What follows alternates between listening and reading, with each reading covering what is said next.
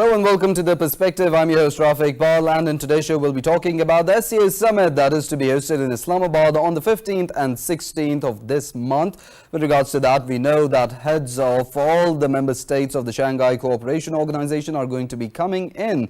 Of course, with regards to that, we know that the Russian and the Chinese prime ministers are also going to be participating in this summit. We know that a foolproof security plan is in place for the SCO summit. With regards to that, Section 144 has been imposed in Rawalpindi, Islamabad and different districts of Punjab. We also know that the Prime Minister Shehbaz Sharif, he personally supervised all the arrangements made and he expressed satisfaction at all the arrangements made for the SCO summit. Earlier today, the federal cabinet members, they addressed a ceremony related to China Chamber of Commerce. The Finance Minister Mohammad Aurangzeb, he highlighted the ironclad friendship between Pakistan and China, and of course he also mentioned that CPEC, which has proven as a game changer in Pakistan's infrastructure and energy domains, and of course he also referred to CPEC Phase 2 starting and how the visit of the Chinese Premier Li Qiang in Pakistan is going to be very significant. Regards the SCO summit, earlier in the day, the Information Minister also, while addressing the China Chamber of Commerce, he highlighted firstly Pakistan's and China's deep-rooted fraternal ties, and of course how these ties have passed on through generations. Secondly, he also laid emphasis on the significance of the SCO summit with regards to regional cooperation and of course enhancing trade opportunities for all the member states of the SCO.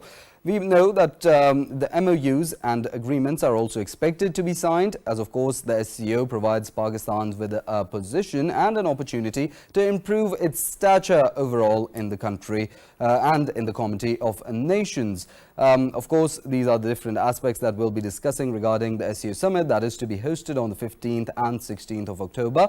In the studios, we have been joined by Khalid Taimur Akram, who is an international relations expert. Mr. Khalid, I'd like your views as well. When we talk about regional cooperation, of course, connectivity with the Central Asian states, that does get included in that. We know the CPEC, of course, and the Belt and Road Initiative, CPEC being a flagship project of that BRI. It focuses on connectivity with the Central Asian states.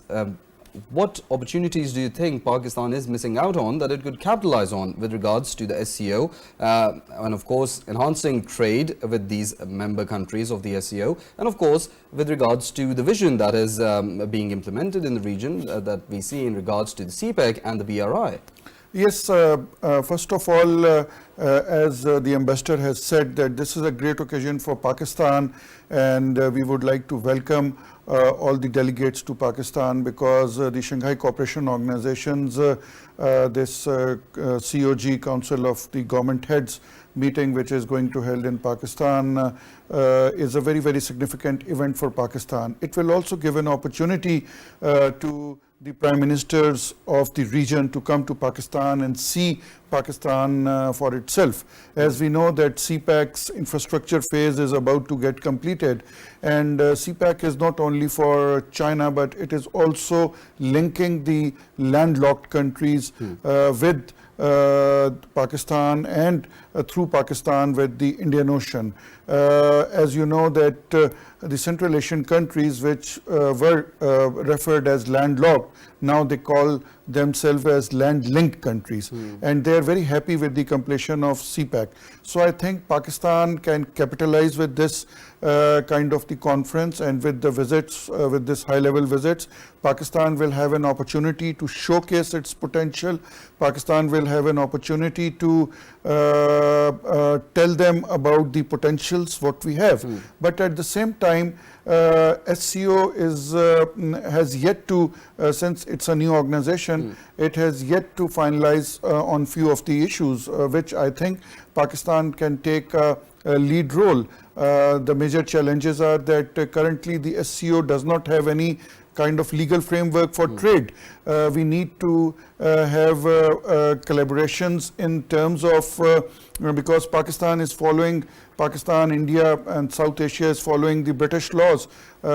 China has its own legal system and Central Asia has its own legal system. So SCO can be a place where all these countries can sit together, integrate and decide a mechanism, a legal framework to work. Then most of the SCO countries, especially the South Asian countries, they do not have any financial framework with Central Asian countries and Russia and other countries. So SCO will also provide a good opportunity for this thing. Also, since Afghanistan is also in the region and all the SCO countries, fortunately, they surround Afghanistan. So these countries can sit together and talk about a long-term peace effort with Afghanistan. As you know that the present Afghan government is being recognized by China, by Uzbekistan, by almost all the regional countries have sent their ambassadors over there, because we feel that whatever the government is there in Afghanistan, the people of Afghanistan are very close to our heart, and Pakistan has a special relationship with Afghanistan. So I think this SCO conference can also play a bigger role for bringing a long-term peace in Afghanistan also. Same way, the SCO members has to now devise a common easy visa regime, because most of the SCO countries, they have a very difficult visa regime for each other. So maybe they can sit together and have a easy visa regime also. Then the SCO is also working, as I know that they're working on for exchange of education, people-to-people contact. SCO also has a very big setup in Tashkent for the against the counter-terrorism RATS, the regional anti-terrorism structure. Mr. Khalid, it's good that you brought all these things up. Of course, as you also mentioned the name of Afghanistan, I'd like to come towards that as well, because the biggest challenge that is a threat to the SCO and of course the agendas that it wants to achieve is the security threat that the region faces. Mr. Khalid, as you raise a very important point regarding the security issues that the region faces at large, of course, we know there's one country in particular, Afghanistan, that's land is being used to create instability in the region. What measures do you think the SCO as a regional platform could play? Of course, the RATS as a counter-terrorism measure, and of course, what measures do you think further this platform could take with, of course, regards to curbing down those tensions, diffusing those tensions that flame up this terrorism and militancy in the region? Yes, as you know that ever since Taliban have taken over the Afghan government on 15th of August 2021, there have been many instances that Pakistan has been requesting them, Pakistan has been talking to them to stop the cross-border terrorism and to rein the terrorist organizations which are present in Afghanistan. But unfortunately, the Afghan government still does not have that much of control in their own territory, and most of the area is controlled through warlords. Yes, of course, Afghanistan has a large population of Tajik ethnic Afghans and Uzbek ethnic Afghans and Hazaras and all other ethnicities, and the regional countries can play a bigger role. Uzbeks have been talking to Afghans, Tajiks have been talking to Afghans, even Chinese have been talking to Afghan, and I think the SCO platform can play a very, very important role. Over here, I would like to mention one thing, that the Afghan government also realizes the importance of Afghanistan vis-a-vis the transit trade. We know that ever since the Taliban government had come in power, they had terminated almost all the big agreements which were done by the previous governments. But two important things they did not terminate. One is their membership of the SCO. They still want to be the member of SCO, and I remember in October 2021, there was a SCO meeting in Tajikistan where the present Afghan government wrote a letter to the SCO Secretariat that please keep our seat and we would like to still be the member of SCO. And another thing which is very positive, is that the Afghan government has not pulled out of the Trans-Afghan railway project. This railway project was announced between Uzbekistan, Afghanistan and Pakistan, which would be connecting Central Asia to Gwadar port via Afghanistan. It's a 760 kilometer long railway line. On that project, the Afghans have not pulled out, and still they are working with Pakistan and Uzbekistan on that. And in 2022 December, the feasibility got completed, and for the first time in Afghanistan now they have a railway ministry.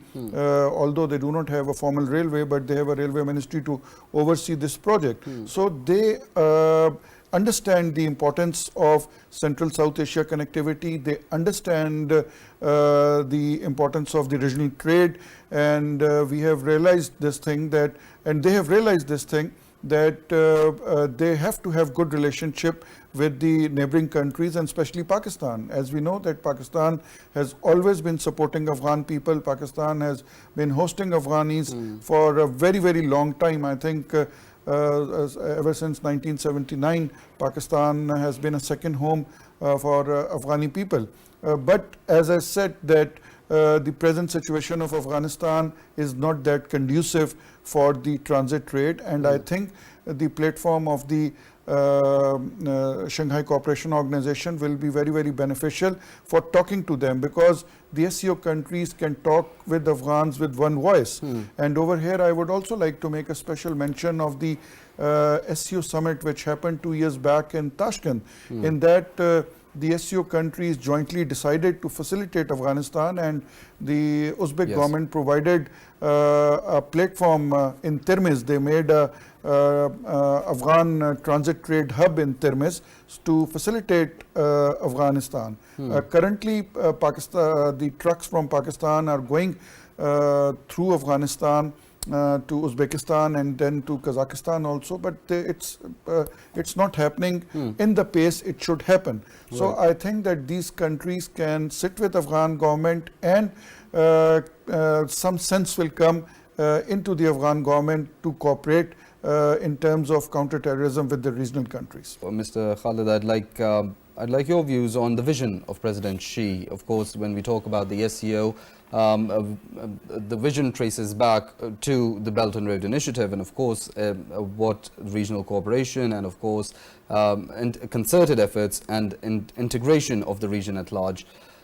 In this era of conflict and heightened tensions, the vision of President Xi, coordination, not confrontation. How do you comment on that? Yes, I would like to take you to March 2013, when President Xi Jinping announced the concept of the community with shared future. He went to Russia on a visit, and over there in March 2013, he announced a new concept, which was a concept of the community with shared future. It was its own inclusive concept, a win-win situation for everybody.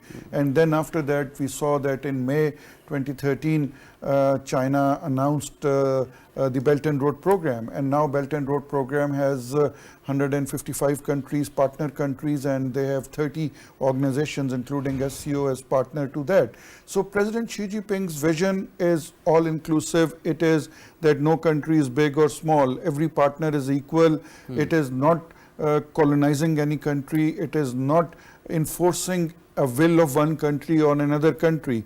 So we have seen that the Belt and Road Program has completed 10 years. The infrastructure part is about to get completed, and the trade part and the other connectivity things like people-to-people contact and other things are now in offing.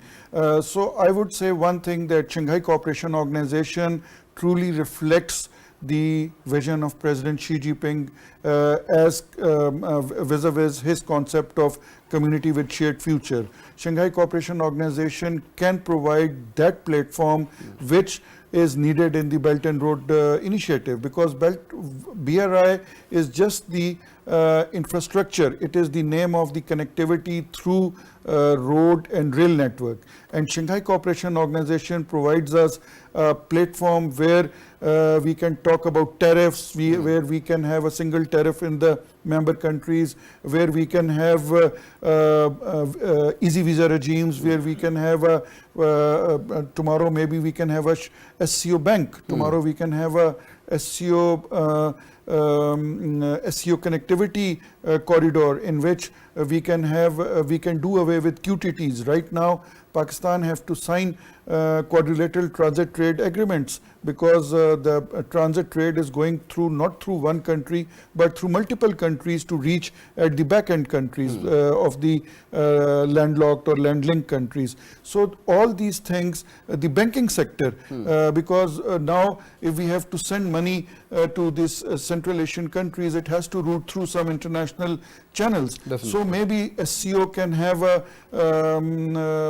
banking channel. So all these kinds of things which are in line with the vision of President Xi Jinping can be catered in Shanghai Cooperation Organization. And here I would like to mention this thing again, that SCO conference in Pakistan is not only important for Pakistan, but it is also important for the regional countries, because these countries tomorrow have to use this transit trade route. So it is a good opportunity that their prime ministers, their ministers, their government officials come to Pakistan, see for themselves that what Pakistan is, because as we know that there's a lot of negative propaganda against Pakistan on social media, on Western media. So once they will come to Pakistan, they will see everything for themselves, then they will know that Pakistan does not only have hospitable people, but the investment environment in Pakistan and the trade environment in Pakistan is also very conducive for them. Mr. Khalid, of course, when we talk about the potential Pakistan has a huge workforce that it exports, of course, services and labor that it exports to other countries. But of course, it's not skilled labor. How do you think the SCO member states and China could help Pakistan with regards to that? As of course, it's one of the biggest industrial states in the world at the moment. Yes, as you know that population-wise, Pakistan is the third largest country in the SCO, and Pakistan has an edge because Pakistan is Pakistan is part of BRI, and vis-a-vis our neighboring country India, which does not recognize as BRI, and they want to make their own route, spice route.